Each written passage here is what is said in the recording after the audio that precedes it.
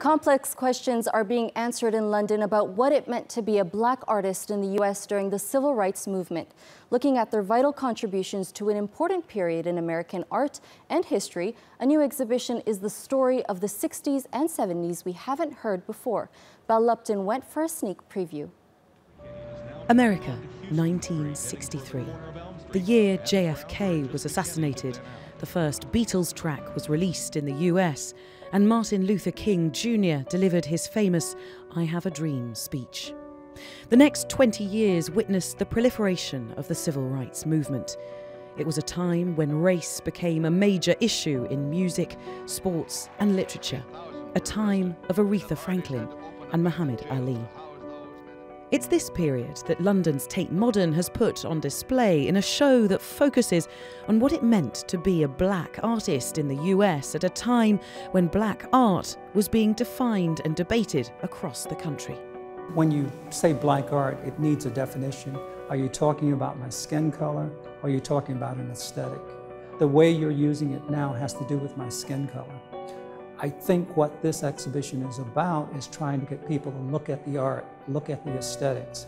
And in that sense, it's the starting point for a reinvention of our minds. And I say our minds, meaning collectively we have to start looking at people beyond skin color. William T. Williams was one of the 4 founding members of the Smokehouse Association, a New York collective that turned away from mainstream galleries and towards artist-curated shows in black-owned galleries in Harlem.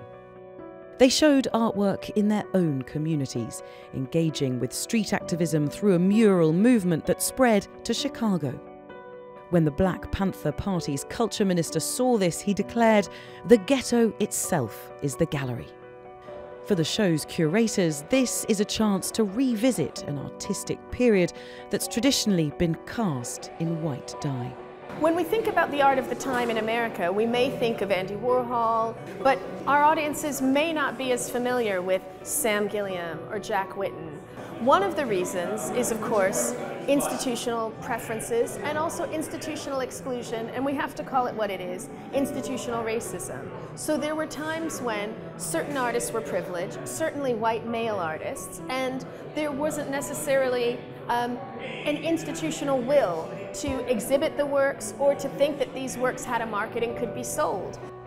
Across the country, artists were developing different ideas about how best to portray the black experience. In Los Angeles, reports of police brutality sparked 6 days of looting and arson.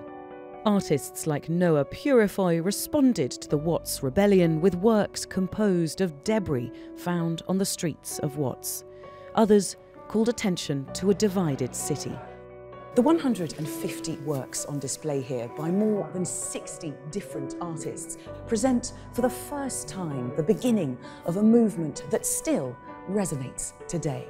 Because although we've seen a huge amount of progress from the end of segregation to the inauguration of the first black president in the US, we still hear echoes of the calls for black power in the Black Lives Matter movement of today. Bridging that gap of almost 50 years, a work that's been hidden away since its creation in 1970.